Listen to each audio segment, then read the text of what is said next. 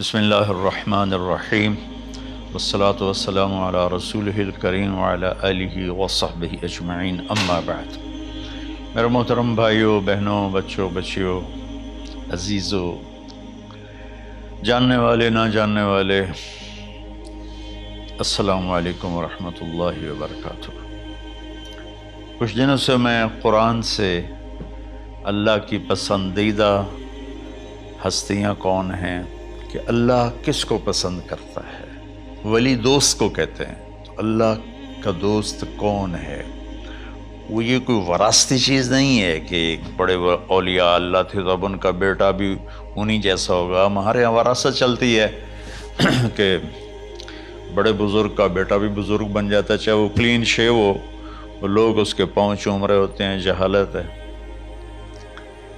تو آج میں تھوڑا سا سورہ بنی اسرائیل ہے، اس میں بھی سارے اخلاق بیان ہوئے۔ میرے بھائی بہنوں، ایمان لانے کے بعد انسان بنتا ہے، اور اس کے بعد اس کی قیمت، اس کا بڑا پن، اس کی وجاہت، اس کی شرافت وہ پیسوں سے نہیں ہوتی۔ پیسوں سے انسان مالدار تو ہو جاتا ہے، بڑا نہیں بنتا، بڑا نہیں بنتا۔ ہمارا علم غلط ہو گیا۔ بڑا بڑا بندہ جے بولدیاں 3 ملن، یہ 200 مربع، یہ نوابہ فلانا ہے، نوابہ فلانا ہے۔ میرے بھائیو، یہ بالکل غلط علم ہے۔ بڑا وہ ہے جسے اللہ پسند کرے، بڑا وہ ہے جو میرے نبی کی زندگی کے پیچھے چلے، بڑا وہ ہے جس سے اللہ تعالیٰ راضی ہو جائے، باقی سب چھوٹے چھوٹے ہیں۔ تو آج ایک تیسری جگہ سے میں کچھ باتیں قرآن سے عرض کروں گا، جن کا تعلق ہمارے ایمان سے بھی ہے، اخلاق سے بھی ہے۔ وہ ہے بسم اللہ الرحمن الرحیم، وَقَضَىٰ رَبُّكَ أَلَّا تَعْبُدُوا إِلَّا إِيَّاهُ بِالْوَالِدَيْنِ إِحْسَانًا إِمَّا يَبْلُغَنَّ عِندَكَ الْكِبَرَ أَحَدُهُمَا أَوْ كِلَاهُمَا فَلَا تَقُل لَّهُمَا أُفٍّ وَلَا تَنْهَرْهُمَا وَقُل لَّهُمَا قَوْلًا كَرِيمًا وَاخْفِضْ لَهُمَا جَنَاحَ الذُّلِّ مِنَ الرَّحْمَةِ وَقُل رَّبِّ ارْحَمْهُمَا كَمَا رَبَّيَانِي صَغِيرًا۔ یہ بہت بڑا مضمون ہے۔ اللہ نے قرآن بھر دیا والدین کے خدمت کے لیے، والدین کی اطاعت کے لیے، والدین کی ماننے کے لیے۔ پہلا جملہ ہے اور تیرے رب نے فیصلہ کیا، ایک مطلب۔ دوسرا، اور تیرے رب نے حکم کیا کہ بندگی صرف اللہ کی ہے، بندگی صرف اللہ کی ہے۔ عبد اسے کہتے ہیں جو ہر بات پہ سر جھکا دے، عبد اسے کہتے ہیں جو ہر بات پہ بچھ جائے، اس کو عبد کہتے ہیں۔ تو اللہ کہہ رہا ہے میرے بندو، میرا ایک فیصلہ ہے اور میرا ایک حکم ہے، میرے سوا نہ تمہارا ہاتھ کسی کے آگے پھیلے، نہ تمہاری گردن کسی کے آگے جھکے۔ ایک دوسرے سے مدد لینا، اس کو ایک دوسرے کی تعاونوں میں آ جاتا، تعاونوا علی البر والتقوی، ایک دوسرے کا ساتھ دو، ایک دوسرے کی مدد کرو۔ میرے نبی قرضہ اٹھاتے تھے۔ میرے نبی جب انتقال ہوا تو آپ کی زرہ 9 وسق پر، وسق 5 من کا ہوتا ہے، تو وہ جو کے بدلے آپ نے زرہ رکھوائی تھی کہ جب میں تمہیں ادا کروں گا زرہ لے لوں گا، اور آپ کا انتقال ہو گیا، آپ زرہ اپنی واپس نہیں لے سکے۔ وہ چیزیں جن کا تعلق صرف اللہ کی ذات سے ہے اور کوئی نہیں کر سکتا، اس میں صرف اللہ کے آگے ہاتھ پھیلا، جیسے ہم کہتے ہیں مدد، نصرت۔ اللہ کہتا میں ہوں، الا ان نصر اللہ قریب، سنو میری مدد تمہارے قریب ہے۔ تو اللہ تعبدوا الا ایاہ، بس ایک چھوٹا سا جملہ اللہ نے یہاں کے، چونکہ یہاں اللہ نے والدین اور اخلاق بتانے تھے تو اپنے لیے صرف ایک جملہ بولا، باقی باتیں بھی اللہ کے لیے ہیں، لیکن اللہ نے میری بندگی، اس بندگی سے مراد 5 وقت کی نماز نہیں ہے، حج، روزہ، زکوٰۃ نہیں ہے اس کی مراد، یہ ساری باتیں داخل ہیں، اور اس کے ساتھ 24 گھنٹے کی زندگی اللہ کی مرضی پر گزارو، نفع آئے تو شکر ادا کرو، نقصان ہو تو صبر کرو، برداشت کرو، پھر بھی شکر ادا کرو، کہ میرا رب یہ کہہ رہا ہے کہ میں نے صرف اللہ سے تعلق جوڑنا ہے۔ اللہ کے نبی نے اپنے چچا زاد بھائی عبداللہ بن عباس سے فرمایا کہ یا غلام، اے نوجوان، اسی کا بکلمات فاحفظہ، میں تمہیں چند باتوں کی وصیت کرتا ہوں، کیا؟ احفظ اللہ، احفظ اللہ یحفظک اللہ، یحفظک اللہ، اللہ کے اوامر کی حفاظت کر، اللہ تیری حفاظت کرے گا۔ احفظ اللہ تجدہ تجاہک، تو اللہ کے اوامر، اسلام، حلال حرام کی پہچان کر کے زندگی گزار تو اللہ کو ہر وقت تو اپنی مدد کے لیے تیار پائے گا۔ اور لمبی حدیث ہے، عشاء کی نماز کا وقت ہو رہا ہے، اس میں وہ جملہ جو اس میرے مضمون سے متعلق ہے، وَإِذَا سَأَلْتَ فَاسْأَلِ اللَّهِ، جب بھی مانگو اللہ سے مانگو، جب بھی مانگو اللہ سے مانگو، اللہ کے سوا کوئی دینے والا نہیں ہے، صرف اللہ ہے دینے کے لیے۔ وَإِذَا اسْتَعَنْتَ فَاسْتَعِنْ بِاللَّهِ، اور جب مدد کے لیے ہاتھ اٹھاؤ تو صرف اللہ کو پکارو، جب ضرورت حاجت کے لیے، مدد کے لیے ہاتھ اٹھاؤ تو اپنے اللہ کو پکارو۔ تو یہ حدیث کی بات بھی ہے اور یہ قرآن کی بات بھی ہے۔ اس کے بعد آگے اللہ کہتا ہے وَبِالْوَالِدَيْنِ إِحْسَانًا، اور اپنے والدین کے ساتھ احسان کرو۔ احسان کا کیا مطلب ہے؟ اللہ آگے اسی کی تشریح کر رہا ہے۔ ویسے احسان کا مطلب عربی میں ہوتا ہے، یہ جو ہمارا اردو کا احسان ہے، میں تیرے تو احسان کیتا تو ہوں میں نالے کی کر رہے ہیں، یہ بھی مطلب ہے، لیکن احسان کا اصل مطلب ہوتا ہے، احسان حسن سے ہے، حسن، حسن سے الف، 2 الف ملے اور احسان بن گیا۔ احسان کا مطلب ہوتا ہے کسی بھی کام کو جو دنیا کا ہے، دین کا ہے، اس سے انتہائی خوبصورت طریقے سے کرنا۔ جیسے کسی دلہن کا میک اپ ہوتا ہے نا، تو 5-6 گھنٹے 4 گھنٹے کے بعد وہ کہتی ہے، جو ہوتی ہے اس کا میک اپ کرنے والی، کہ جی بس یہ مکمل ہو گیا ہے اور اب اس سے آگے نہیں ہے۔ تو آخری انتہا، اچھائی کی آخری انتہا پر پہنچ کے کام کرنے کو احسان کہتے ہیں۔ تو میرا اللہ کہہ رہا ہے میرے بندو، اپنے والدین کے ساتھ وہ کرو کہ جو بھلائی کی، خدمت کی، ماننے کی آخری حد ہے۔ سبحان اللہ۔ وبالوالدین احسان، بالوالدین پہلے ہے، احسان بعد میں ہے۔ اللہ تعالیٰ نے باقی سب کو پیچھے کر کے فرمایا کہ دیکھو خاص طور پہ ماں باپ کے ساتھ وہ رویہ کرو کہ ان کے دل سے دعائیں نکلیں۔ چند دن پہلے ایک والد یوں ہاتھ اٹھا کے کہہ رہا تھا اپنے بیٹے، اکلوتا بیٹا، میں منگنا اللہ کو لو، اللہ تینوں چاہ لوے۔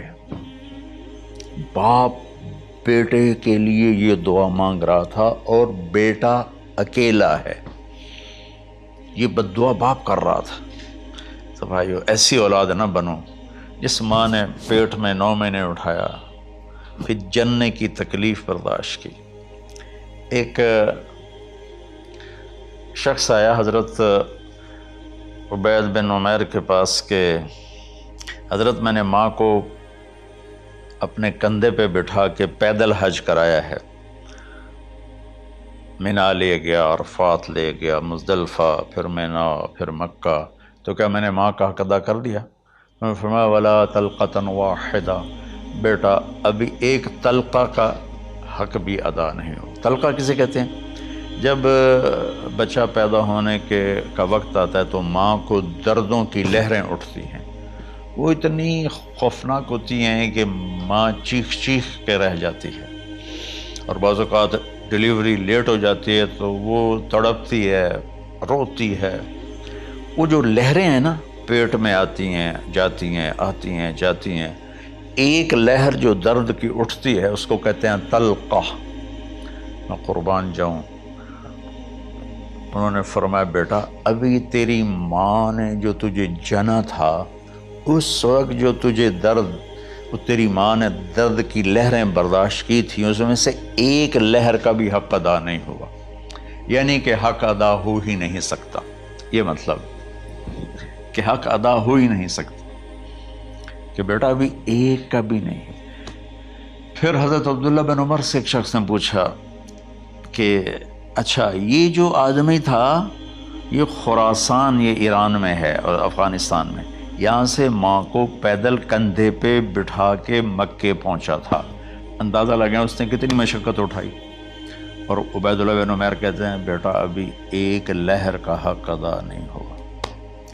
یہی سوال حضرت عبداللہ بن عمر سے کیا ایک شخص نے کہ حضرت میں نے اپنی ماں کو حج کرایا ہے، سارا میں نے پیدل کرایا ہے اور کندھے پہ اٹھا کے کرایا ہے، تو کیا میں نے ماں کا حق ادا کر دیا؟ وَلَا زَفْرَةً وَاحِدًا وَلَا زَفْرَةً وَاحِدًا۔ کہ بیٹا تیری ماں نے تجھے پالتے ہوئے جو تھک تھک کے لمبے لمبے سانس لیے، ہوکے بھرے، ابھی ایک ہوکے کا حق بھی ادا نہیں ہوا، یعنی حق ادا ہو ہی نہیں سکتا۔ تو احسان کے آگے تشریح آ رہی ہے۔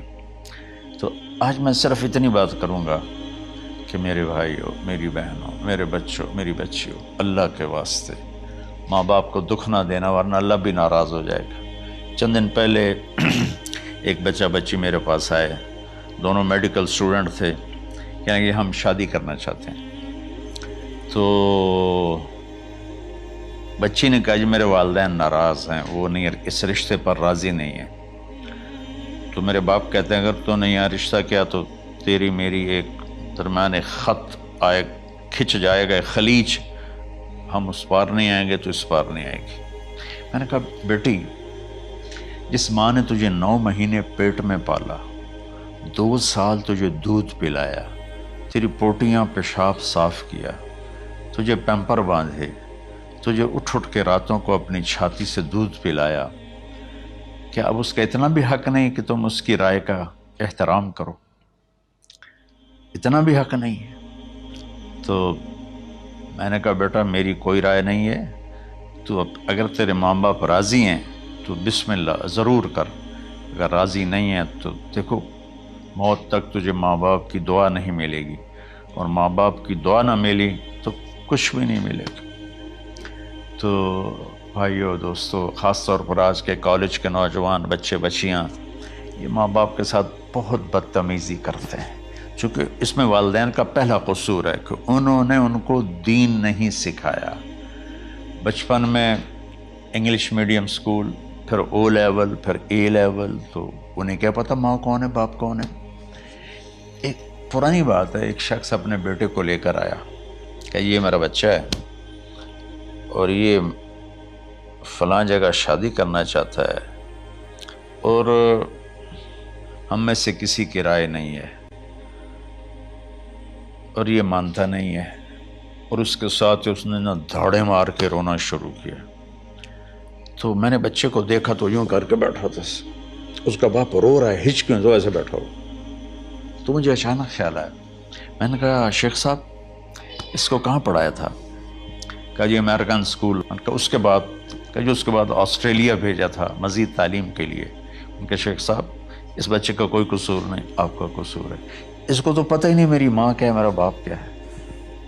ایک ہماری تہذیب تھی وہ ختم ہو گئی ہے، اس میں علم نہیں بھی تھا تو ماں باپ کا۔ میں نے اپنی آنکھوں سے دیکھا، میں نے اپنے دادا کو دیکھا لیکن مجھے یاد نہیں، لیکن جو میرے دادا کے چھوٹے بھائی تھے ان کو میں سنبھلتا ہوں، ان کو میں نے دیکھا ہے، 3ری 4تھی جماعت تک میں تھا۔ 61 میں ان کا انتقال ہوا، میری 9 سال عمر تھی، تو 8 سال۔ ان کے بیٹے جوان تھے، اور ڈیرے میں جب وہ بیٹھتے تھے تو ان کے بچے ان کے سامنے نہیں بیٹھتے تھے، ان کی پیٹھ کے پیچھے بیٹھتے تھے۔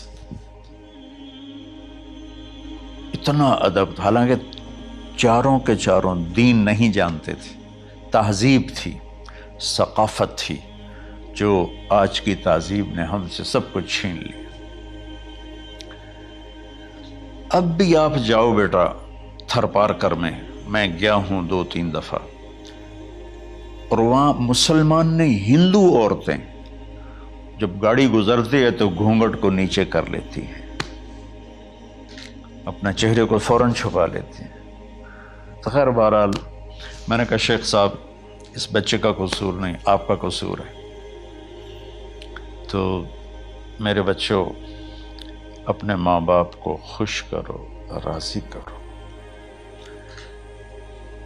ان کا راضی ہونا اللہ کی رضا ہے۔ میں اس کی تفصیل انشاءاللہ آگے بتاؤں گا، آج میں صرف اتنا ہی میں نے تمہید باندھی ہے کہ ماں باپ کا کیا مقام ہے، ان کی کیا عزت ہے۔ ایک شخص آیا، یا رسول اللہ میرا باپ میرے پوچھے بغیر میرا مال خرچ کر لیتا ہے۔ آپ نے کہا بلاؤ، چونکہ بچے کا ذاتی مال اگر ہو تو شرع کے لحاظ سے باپ پوچھ کے استعمال کرے، بغیر پوچھے استعمال نہ کرے۔ جب اسے پتہ چلا کہ میرے بیٹے نے شکایت کی ہے، تو عرب کی شاعری تو مشہور تھی، انہیں دل میں کچھ اشعار پڑھے۔ جو آیا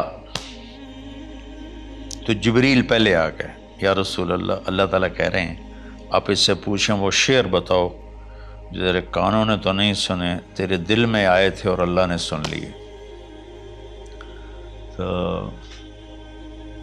اللہ کے نبی نے فرمایا بھائی تیرا انشاءاللہ کیس سنتے ہیں، لیکن پہلے وہ شعر سناؤ جو تم نے تو نہیں کہے زبان سے پر اللہ نے سن لیے ہیں۔ تو پھر اس نے وہ اشعار پڑھے، اور اس کے آگے کیا ہوا یہ میں انشاءاللہ اگلے کلپ میں بتاؤں گا کہ باپ کا کیا مقام ہے، ماں کا کیا مقام ہے۔ السلام علیکم ورحمۃ اللہ۔